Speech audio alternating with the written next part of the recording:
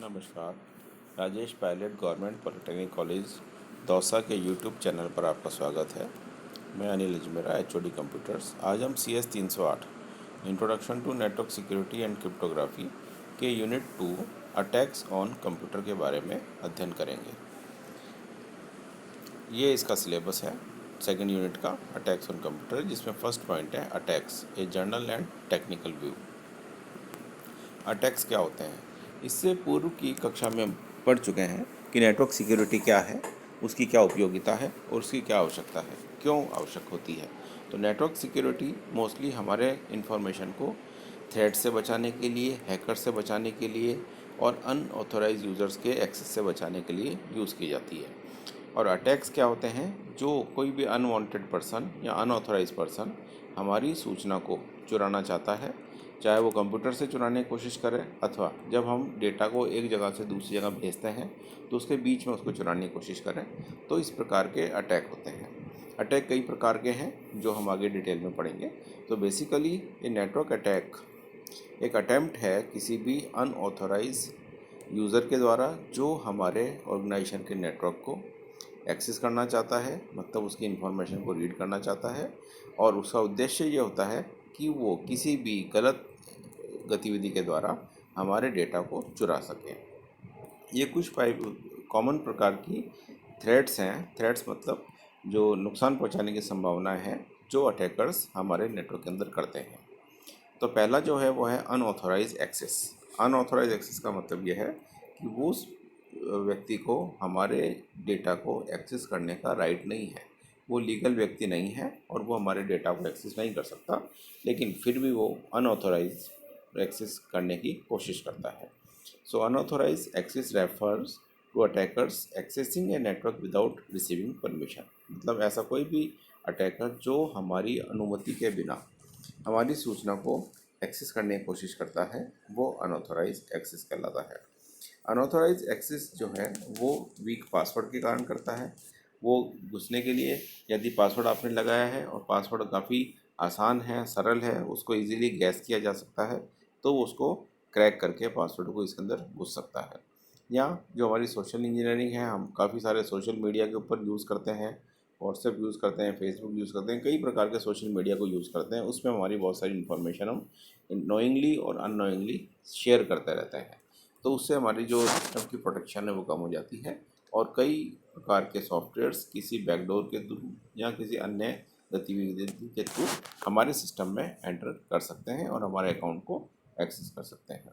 तो ये जो है इनसाइडर थ्रेट्स भी होती हैं, जो नेटवर्क में रहता हुआ कोई आदमी जिसको उस इंफॉर्मेशन को एक्सेस करने का राइट नहीं है, फिर भी वो उसको ऑर्गेनाइजेशन में रहते हुए भी एक्सेस कर सकता है, जिसे इनसाइडर थ्रेट्स कहते हैं।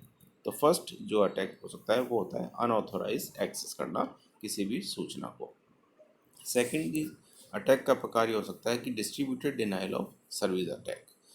Distributed denial of service attack में ये होता है कि बॉटनेट के द्वारा, मतलब कोई भी यूज़र, कोई भी हैकर किसी भी पर्टिकुलर वेबसाइट के ऊपर या सर्वर के ऊपर बहुत सारी मेल लगातार भेजता है, किस तरह के मैसेज भेजता है, जिससे जो ट्रैफिक है वो सारा का सारा जाम हो जाता है, सारी बैंडविड्थ वो उसको कंज्यूम कर लेता है और ये सारा ट्रैफिक फॉल्स ट्रैफिक होता है नेटवर्क या सर्वर के ऊपर, जिससे जो लेजिटिमेट यूज़र्स हैं जो हमारे सर्वर को एक्सेस करना चाहते हैं, वो ट्रैफिक होने के कारण हमारे सर्वर को एक्सेस नहीं कर सकते या इससे इन्फॉर्मेशन प्राप्त नहीं कर सकते। तो इस तरह डिनाइल ऑफ सर्विस हो जाता है कि सर्विस को डिनाइल कर देता है। हमेशा सर्वर बिजी आता है या सर्वर नॉट रीचेबल आता है। DDoS can occur at the network level. ये जो होता है डिनाइल ऑफ सर्विस, ये नेटवर्क लेवल के ऊपर होता है, नेटवर्क को बिजी कर दिया जाता है।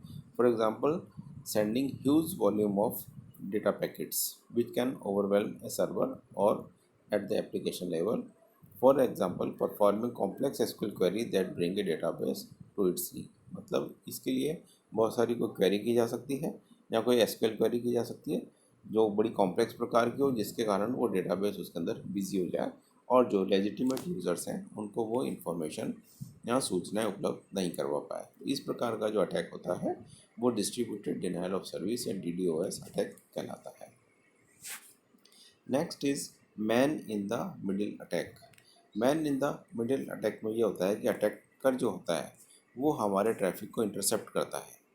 वो नेटवर्क के द्वारा भी कर सकता है या किसी एक्सटर्नल साइट के द्वारा भी कर सकता है, और वो हमारे किसी नेटवर्क का पार्ट भी हो सकता है।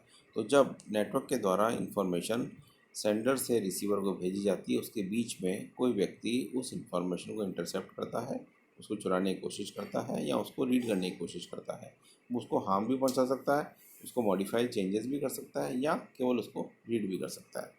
तो यदि हमारा जो कम्युनिकेशन प्रोटोकॉल है वो सिक्योर नहीं होगा, तो अटैकर कोई ना कोई उसके अंदर रास्ता ढूंढ लेगा ताकि वो हमारी सिक्योरिटी को, सुरक्षा को भेज सके और उसमें से इंफॉर्मेशन चुरा सके। इसके द्वारा यूज़र के क्रेडेंशियल्स जो होते हैं वो भी उसके चुराए जा सकते हैं।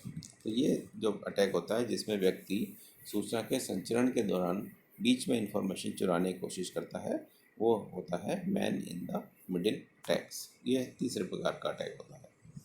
एक है code and SQL injection attack. कई वेबसाइट्स ऐसी होती हैं जो यूज़र्स के इनपुट को एक्सेप्ट करती हैं, उनको स्वीकार करती हैं और उनको वैलिडेट करती हैं ताकि वो हमारे जो इन्फॉर्मेशन है वो उसको दी जा सके।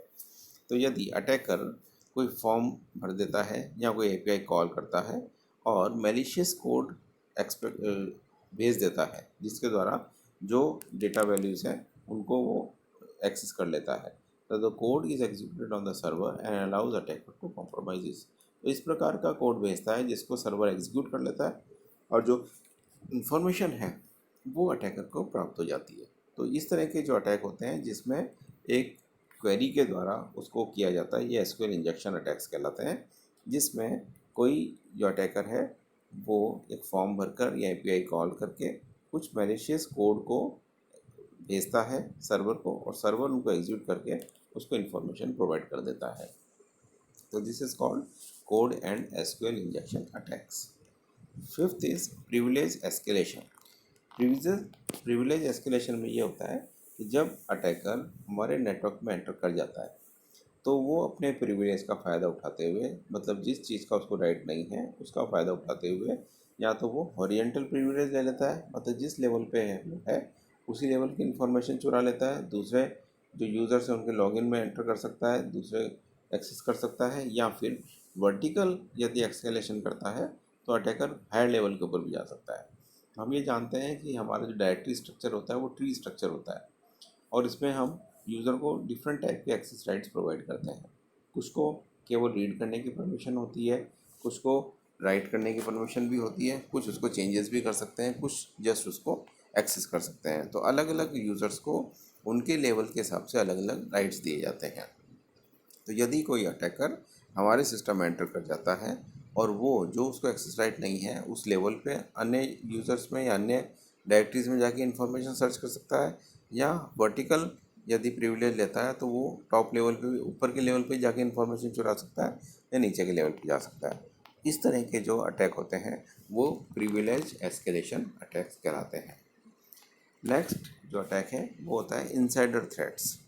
इनसाइडर थ्रेट में ये होता है कि जो हमारे वर्कर्स हैं या एम्प्लॉयज़ हैं वो सिस्टम के पार्ट में रहते हुए, ऑर्गेनाइजेशन के अंदर काम करते हुए कुछ इन्फॉर्मेशन चुराने की कोशिश करते हैं, तो ये इनसाइडर थ्रेट्स होते हैं।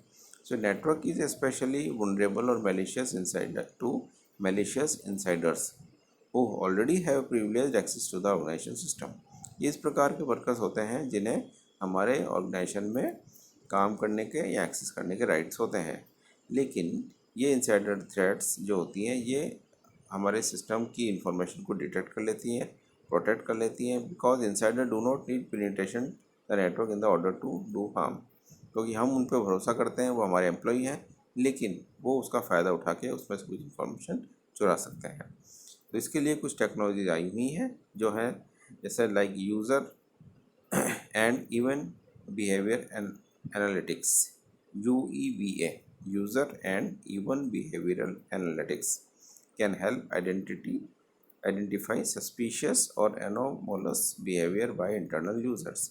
तो ये एक टेक्नोलॉजी है जिसके द्वारा हमारे जो इंटरनल यूज़र्स हैं उनके बिहेवियर को, उनके व्यवहार को आइडेंटिफाई करके और उसके बारे में हम इंफॉर्मेशन का पता लगा सकते हैं।